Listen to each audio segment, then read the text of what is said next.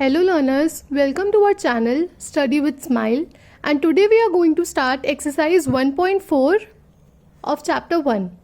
So, without actually performing the long division, state whether the following rational numbers will have a terminating decimal expansion or a non-terminating repeating decimal expansion. हमें ये numbers दिए हुए हैं, हमें without solving हमें बताना है कि ये नंबर्स टर्मिनेटिंग होंगे या नॉन टर्मिनेटिंग होंगे. ठीक है. अब टर्मिनेटिंग में क्या होता था, जो स्टॉप हो जाते थे, एंड नॉन टर्मिनेटिंग में क्या होता था, जो रिपीट होते रहते थे. ठीक है. अब इसमें क्या करना है, सबसे पहली चीज है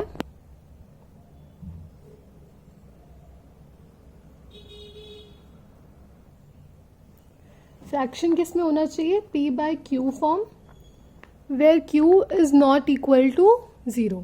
ठीक है. और जो q है वो अगर 2 की पावर n या फिर 5 की पावर m में आ रहा है तो it is a terminating. But अगर ऐसा नहीं आ रहा, कुछ और आ रहा है जैसे 7, 3, तो फिर वो नॉन टर्मिनेटिंग हो जाएगा. ठीक है. अगर q दैट मीन्स डिनोमिनेटर उनके प्राइम फैक्टर्स करके 2 की पावर n, 2 उनके प्राइम फैक्टर्स में 2 और 5 आ रहा है तो टर्मिनेटिंग है. अगर 2 और 5 नहीं आ रहा तो वो नॉन टर्मिनेटिंग है. अब देखो फर्स्ट क्वेश्चन क्या है, 13 अपॉन में 3125. तो हम 3125 के प्राइम फैक्टराइजेशन करेंगे. ठीक है. तो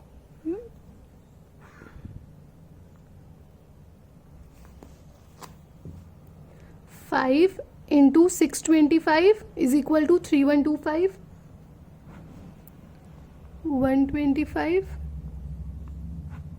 देन 25. ठीक है. तो हम इसको कैसे लिखेंगे, 13 अपॉन में 5 की पावर 1 2 3 4 5. ठीक है. तो यहाँ पे 5 की पावर आ रही है. ठीक है. तो इसका मतलब ये क्या हो गया, टर्मिनेटिंग हो गया हमारा आंसर. ठीक है. ऐसे ही दूसरा, अब दूसरा क्या है हमारा, 17 अपॉन में 8 विच मीन्स 17 अपॉन में 2 की पावर 3. तो 2 की पावर आ रही है, दैट मीन्स टर्मिनेटिंग. ठीक है. अब क्वेश्चन 3 में 64 अपॉन में 455. ठीक है. हमने 455 के फैक्टर्स किए तो 5, 7 और 13. दैट मीन्स यहाँ पे ये एक्स्ट्रा आ गया, मतलब 7 और 13 हमें नहीं चाहिए. ठीक है. तो ये हमारा हो जाएगा नॉन टर्मिनेटिंग. ठीक है.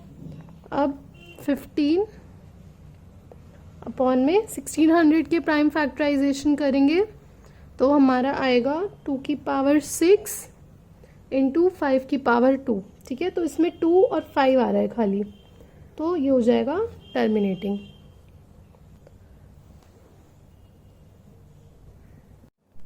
अब क्वेश्चन 5 में क्या होगा, देखो 343 को प्राइम फैक्टर्स निकाले तो 7 की पावर 3, 7 आ गया, that means non terminating. Now in question 6 हमें दिया ही हुआ है 2 की पावर 3 एंड 5 का स्क्वायर. ठीक है. 2 और 5 है, 5 का स्क्वायर, तो टर्मिनेटिंग. इसमें 7 एक्स्ट्रा है तो नॉन टर्मिनेटिंग. इसमें 3 इंटू 5 आ गया, 15 को 3 इंटू 5 तो 3. ठीक है. ये 3 आ गया ना, यहाँ पे हमने निकाला तो नॉन टर्मिनेटिंग. फिर 50 क्या आ गया, 5 का स्क्वायर इंटू 2 तो टर्मिनेटिंग. देन अगेन 77 का जब हमने निकाला तो ये क्या हो गया, 2 into 5 into 7 into 3, that is हमारे पास एक्स्ट्रा आ रहे हैं ये दोनों, तो ये भी हमारा हो जाएगा non terminating. Now see what does question 2 says, write down the decimal expansion of these rational numbers in question 1 above which they have terminating decimal expansion. मतलब हमें डेसिमल एक्सपेंशन लिखना है उन रैशनल नंबर्स का जिनके आंसर्स क्या आए थे, टर्मिनेटिंग आए थे क्वेश्चन 1 में. ठीक है. तो ये हमारे पास थे, इन पांचों के हमारे क्या आए थे, टर्मिनेटिंग आए थे. ठीक है. अब हम क्या करेंगे, फर्स्ट वाले में देखो हमने सॉल्व किया था तो 5 का ये क्या आया था हमारा, 5 आया था. तो अब देखो 13 अपॉन में 5 की पावर 5. ठीक है. अब हम क्या करेंगे, 5 है ना, तो हम इसके न्यूमरेटर एंड डिनोमिनेटर में मल्टीप्लाई कर देंगे 2 की पावर 5 से, ठीक है। अगर 5 दिया रहेगा तो 2 की पावर 5 सेम पावर हम मल्टीप्लाई कर देंगे 2 से, ठीक है। तो अब इसका आंसर हो जाएगा हमारा 13 इंटू 32, 2 की पावर 5 इज 32 अपॉन में हम इसको ऐसे भी लिख सकते हैं 5 इंटू 2 की पावर 5, ठीक है।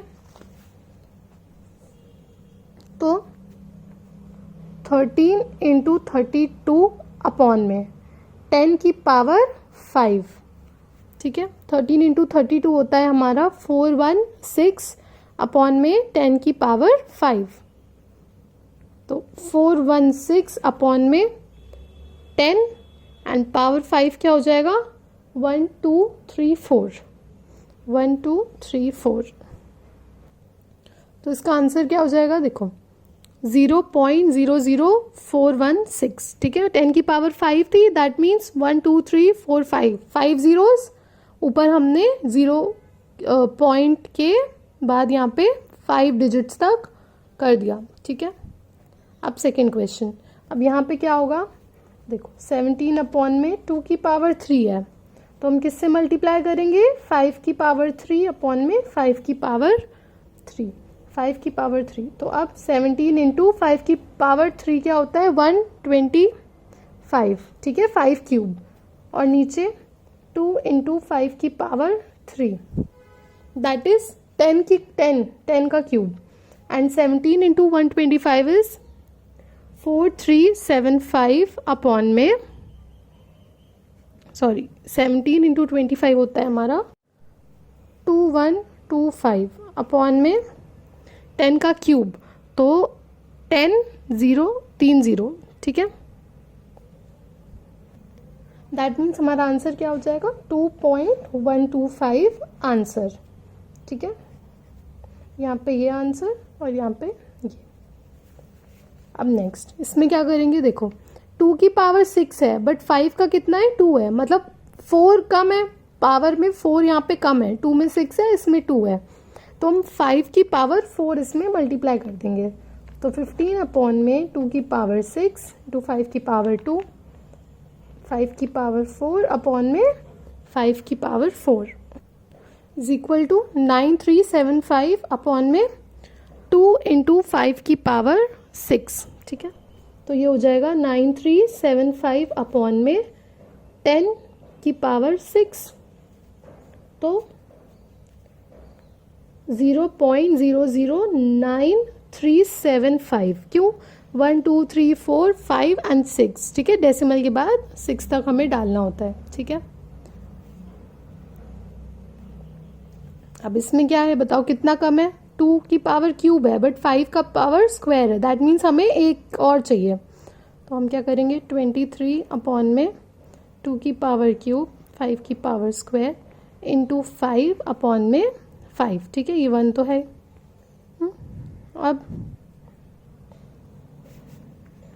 115 अपॉन में 2 इंटू 5 की पावर क्यूब, ठीक है, दैट इज 115 अपॉन में 10 की पावर क्यूब, तो 10 0 0, ठीक है, 3, सो ये क्या हो जाएगा 0.115।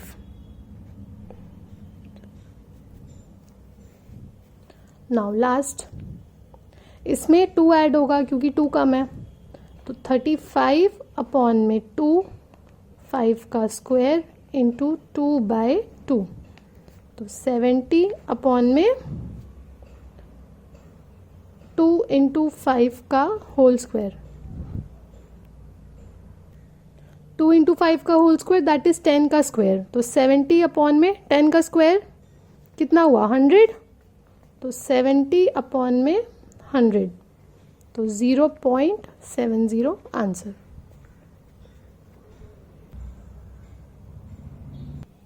क्वेश्चन 3 में क्या है, देखो the following real numbers have decimal expansion as given below, in each case decide whether they have a rational or they are rational or not. If they are rational and of form PQ, what can you say about the prime factorization of Q?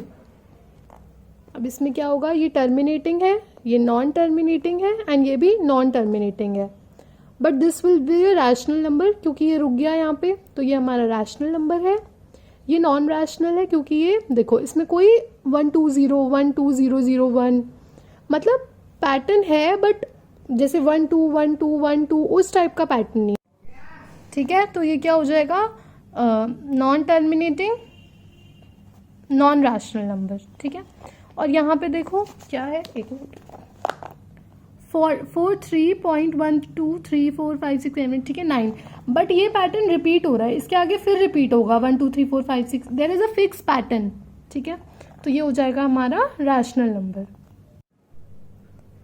So thank you very much. With this our first chapter of class 10th is over. Please subscribe our channel study with smile. Thank you.